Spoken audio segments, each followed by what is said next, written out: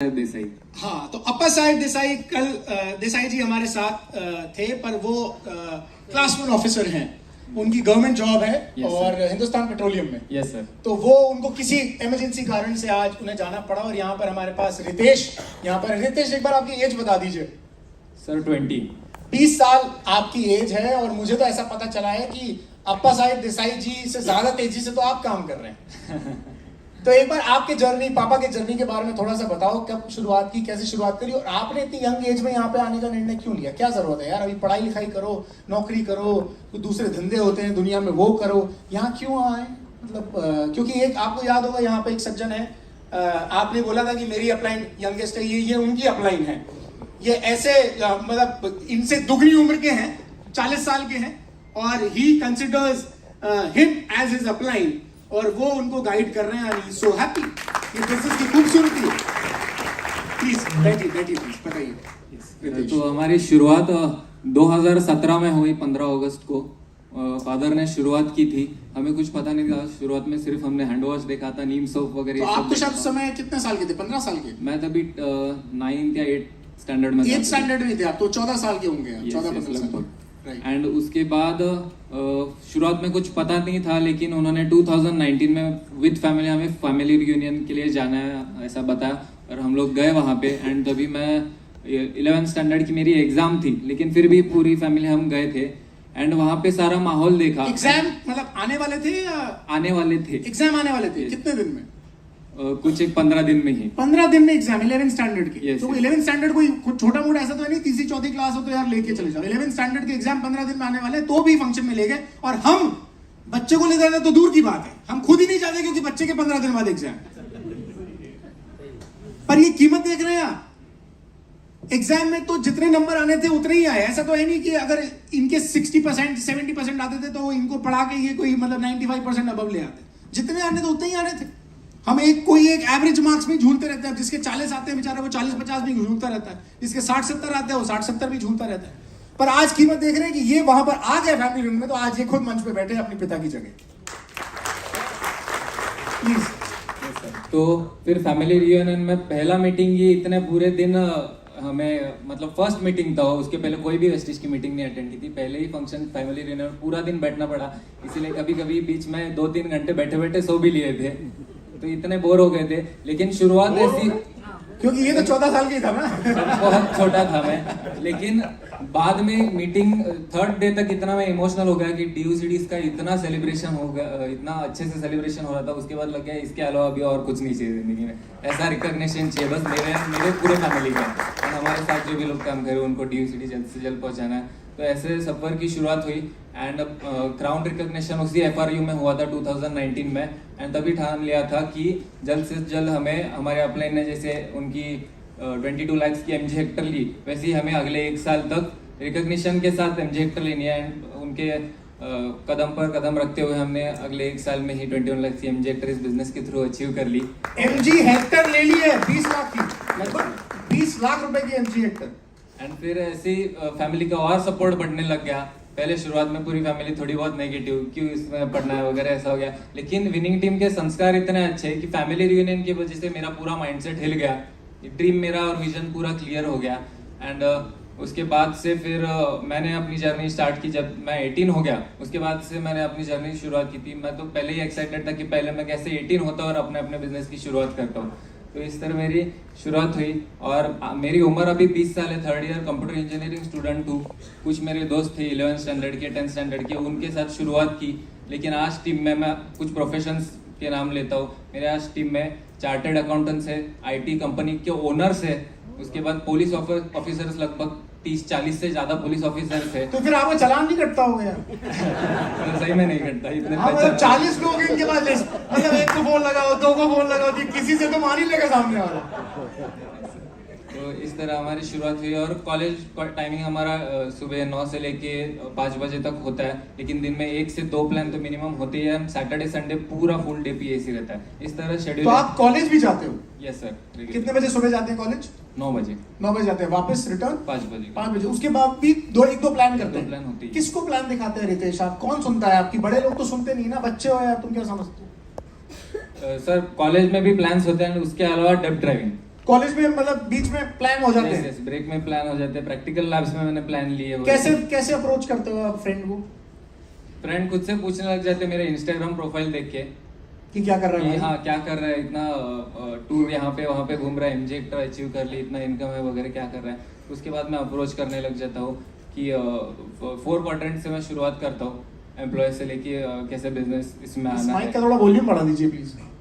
हाँ बोलिए बोलिए, आप बोलिए। हाँ, तो इस तरह शुरुआत की एंड बहुत सारे प्लान्स फेल गए क्योंकि उनको कोई इस तरह से विजन नहीं था। लेकिन मेरे खास जो नज़दीकी दोस्त थे उन्होंने मेरे साथ बिजनेस की शुरुआत किया एंड आज इस पोजीशन पे पहुंच गए। नजदीकी दोस्तों ने शुरुआत कर ली? Yes very nice. मतलब आपके फ्रेंड्स बिजनेस में हैं? Yes sir. बड़े लोगों को कैसे अप्रोच करते हैं? मतलब ये जैसे सीए हैं या पुलिस ऑफिसर्स हैं, तो उनके साथ आप कैसे अप्रोच करके उनसे बात शुरुआत करते हैं? वो कुछ बोलते नहीं आपको कि यार आप उम्र में छोटे हो, जितने साल के उतने साल तो हमको नौकरी करते हुए हो गए? नहीं सर, विनिंग टीम का एजुकेशन इतना है कि कॉन्फिडेंस इतना बढ़ जाता है कि सामने अगर कोई 3 स्टार गैजेटेड ऑफिसर भी हो या कमिश्नर ऑफिसर भी हो, हम बिंदास आज भी, मैं नहीं तो मेरी टीम भी जो है 20 साल की उम्र के लोग भी खुद कमिश्नर ऑफिस में जाके अप्रोच कर सकते हैं और करते भी है।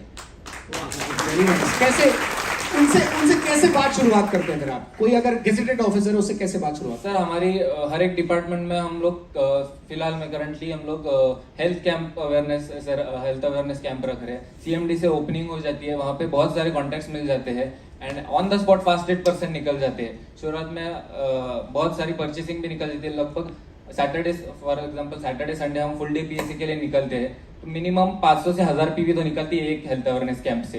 एंड वहाँ पे जो मेन ऑफिसर थे उन कुछ लोगों की हम ज्वाइनिंग कर लेते हैं एंड वहाँ से फास्ट 8% से उनको 750 का वाउचर, ये सारी चीजें के और मोटिवेट हो जाते हैं। फिर रिलेशन बिल्डिंग और ये सारी चीजें तो है ही एंड बाद में वो बिजनेस में आ जाते हैं।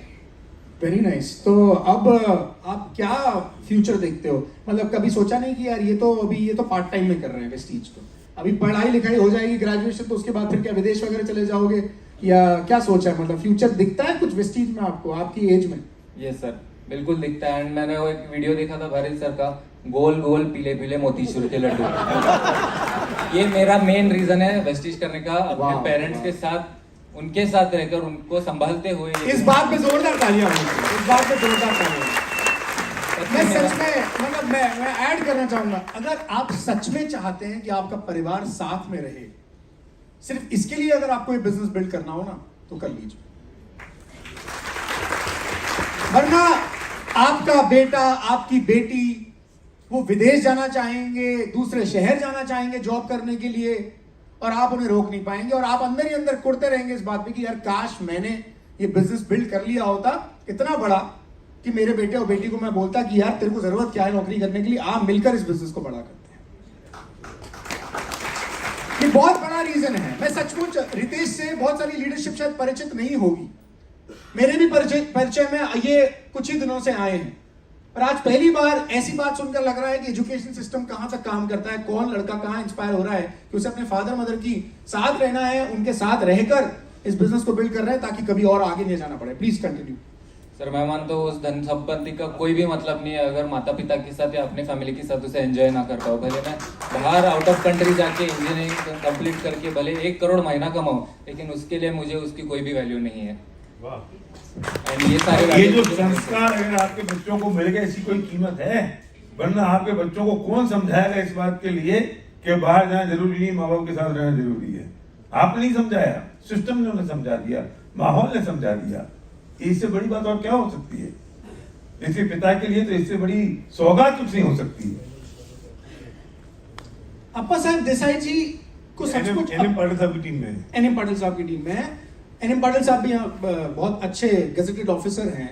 अप्पा साहब देसाई जी की सचमुच अप्रिशिएट करने वाली बात है कि वो 14 साल के जब रितेश थे तो उनको फैमिली रियूनियन में ले गए, ये ना सोचते हुए कि यार ये सो जाएगा बच्चा है, अभी क्या समझेगा, 15 दिन बाद एग्जाम दे देना। वो कोई भी कारण रहा हो मुझे पता नहीं, पर आज एक बार ले जाने का फायदा कितना बड़ा हुआ कि उनकी एब्सेंस में आज झंडा थामा हुआ है यहाँ पर, क्या बिजनेस का झंडा मैं थामूंगा बहुत मेच्योरिटी के साथ। तो आप पापा अलग प्लान दिखाते हैं, आप अलग प्लान दिखाते हैं? सर दोनों, कभी कभी पापा की 3 शिफ्ट ड्यूटी है, तो कभी कभी 8 आवर्स सुबह के टाइम जाने पड़ते, कभी कभी रात को 1 बजे लेट आते हैं, तो हमारा कभी मैच ऐसा होता नहीं है। तो अलग अलग प्लान्स बहुत होते हैं, मतलब उनके अलग 2 हो जाते हैं, मेरे अलग 2 हो जाते हैं, कभी कभी उससे ज़्यादा भी हो जाते हैं।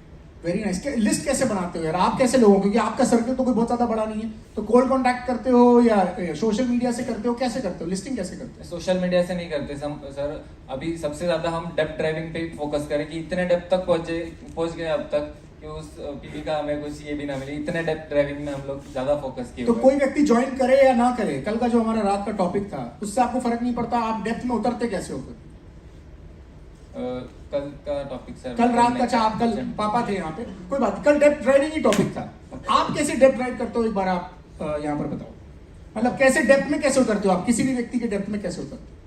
सर हमारा जो फॉर एग्जांपल मैंने हेल्थ अवेयरनेस कैंप बताया, वहाँ पे ही हमें जो आइडेंटिफाई हो जाते हैं लीडर्स, उन्हीं के जब फर्स्ट 8% हो जाते हैं उनको हम ज़्यादा से ज़्यादा सिस्टम में प्लग इन करने की कोशिश करते हैं, जल्दी से जल्दी उनको सीपी देने की कोशिश करते हैं। और रिकॉग्निशन सबसे ज़्यादा इंपॉर्टेंट है, जब हम उनको रिकॉग्नाइज करते, बुके लेके जाते, तो वो और मोटिवेट हो जाते कि हमारे डिपार्टमेंट में कभी उन्होंने हमारा ऐसा रिकॉग्निशन नहीं किया, लेकिन मैंने कुछ लोगों को यहाँ पे आपको मिला, उनको ये अवेयरनेस कैंप प्रोवाइड करने के लिए मदद की, तो और खुश हो जाते कि आगे मुझे और क्या करना है पूछने लग जाते।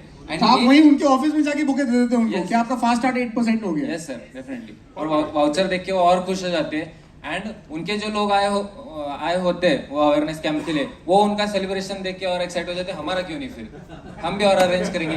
ये सिंपल है डेप्थ ड्राइविंग एकदम, नीचे नीचे नीचे हम पहुंचते नहीं है, नीचे तक पहुंचेंगे तो आराम से इजीली। तो आप उनको नेटवर्क में लाने का पूरा कोशिश करते हो, सीपी पर लेकर आने की, ताकि नेटवर्क के लीडर बन जाए। तो ऐसे लोग कन्वर्ट हुए या सिर्फ हेल्थ प्लान होते रहते हैं? नहीं सर, कन्वर्जन बहुत अच्छे से हो रहा है। अच्छा, अभी पिछले 2 महीने में ही एक ही लेग में लगभग 3 डेप्थ क्वालिफाई हो गए। Very nice. ब्रॉन्ज क्वालिफाई हो गए? हाँ, ब्रॉन्ज डायरेक्टर हो गए। 3 से 4 डेप्थ एक ही 2 महीने में ही क्वालिफाई हो गया, सिर्फ और सिर्फ ये हेल्थ अवेयरनेस कैंप के थ्रू। Very nice. तो रितेश, आप कितने समय में आप कितनी इनकम देखते हो, आपके फ्यूचर क्या देखते हो, आप कितना पैसा बनाओगे महीने का? सर FRU के बाद ही मैंने टारगेट ले लिया था कि मेरी इंजीनियरिंग कंप्लीट होने के बाद एवरेज जो पैकेज रहता है लोगों को 4 लाख से शुरुआत फॉर एग्जांपल होती ही है ईयरली पैकेज, लेकिन मैं जब पास आउट होऊंगा तब मेरा 4 लाख प्लस मंथली इनकम होगा। क्या बात है, क्या बात है। Thank you so much Ritesh, thank you बात करने के लिए। मैं संदीप, मैं बात करना चाहूंगा आपसे, आपका शुभ नाम एक बार बताइए। मैंने उनका पे आउट दिखा था जॉब का, गवर्नमेंट पोजीशन पे है तो इनकम भी अच्छी है, एंड उस प्रोफेशन में होते हुए भी ये बिजनेस क्यों करना है, इसीलिए ये पे आउट दिखाना जरूरी था। उनका एवरेस्टिक उन्होंने दिखाया था जॉब का 4 लाख प्लस। 4 लाख रुपए महीने की सैलरी? 4,75,000। 4,75,000। हाँ, पटेल साहब बता रहे हैं। प्लीज थोड़ा मैं क्लियर करना चाहता हूँ। तो हम लोगों ने मीटिंग की थी, वहाँ पर सर भी आए थे, देशपांडे सर आए थे, श्रीधर सर आए थे। तो मतलब लोगों को ना लगे कि बाबा ये पाटिल साहब, देसाई साहब ये इसके लिए पीछे लगे हैं कि इनको कुछ काम नहीं है, सैलरी वगैरह पगार कुछ नहीं आता नहीं। तो हमने बोला कि सर की परमिशन ली, सर हम लोग सैलरी दिखाए क्या? तो मैंने मेरी नहीं दिखाई, देसाई सर का बोला कि सर आपका थोड़ा स्क्रीनशॉट निकालो। तो सैलरी दिखाई थी 4 लाख रुपए देसाई सर के, ताकि लोगों सीरियस हो जाए कि वो इतना होकर भी लोग इतना पर मंथ फिर भी दिन रात एक मेहनत कर रहे हैं और आपके पीछे है। तो हम लोग आपके पीछे इसके लिए कि आपकी जिंदगी बदलना चाहते हैं। So that was the purpose. Very nice. 4,75,000 रुपए का सैलरी है, उसके बावजूद इस बिजनेस कर रहे हैं। पर आपने उससे पहले तो MG हेक्टर नहीं ली? नहीं सर, उसके बाद वो MG हेक्टर तो इस बिजनेस में आने के बाद इसके थ्रू कार फंड से ली। कार फंड से MG हेक्टर ली है, उसके पहले नहीं ली थी MG हेक्टर। हमारे लीडर हैं डॉक्टर MG राय, बनारस में है। बनारस की कॉन्स्टिट्यूएंसी मोदी जी की कॉन्स्टिट्यूएंसी है। सक्सेस प्रोफाइल में उनका फोटो भी है, यहाँ नहीं है, वो दिल्ली आएंगे। पर मैं बता रहा हूं आप उनके पीछे से उनकी प्रैक्टिस इतनी जबरदस्त है कि बनारस में ये कहा जाता है कि अगर आपके पास कोई जैक हो ना तो आपको अपॉइंटमेंट मिल सकता है डॉक्टर MG राय का। बिना जैक के आपको अपॉइंटमेंट भी नहीं मिलेगा। 300 रुपए उनकी फीस है। सुबह 5 बजे से टोकन बंटना शुरू हो जाते हैं। पर उनसे मिलने का एक बहुत अच्छा तरीका है, अगर आप वेस्टी ज्वाइन कर लो उनकी डाउनलाइन में आपको तुरंत अपॉइंटमेंट मिल जाएगा। उन्होंने उसके बावजूद मर्सिडीज नहीं खरीदी और फॉर्च्यूनर नहीं खरीदी। वेस्टीज में आने के बाद उन्होंने मर्सिडीज भी खरीदी और उन्होंने फॉर्च्यूनर भी खरीदी वेस्टीज की इनकम से। हम ख्वाब देखते हैं यार, काश हम डॉक्टर होते, काश हमारी जॉब HP में होती।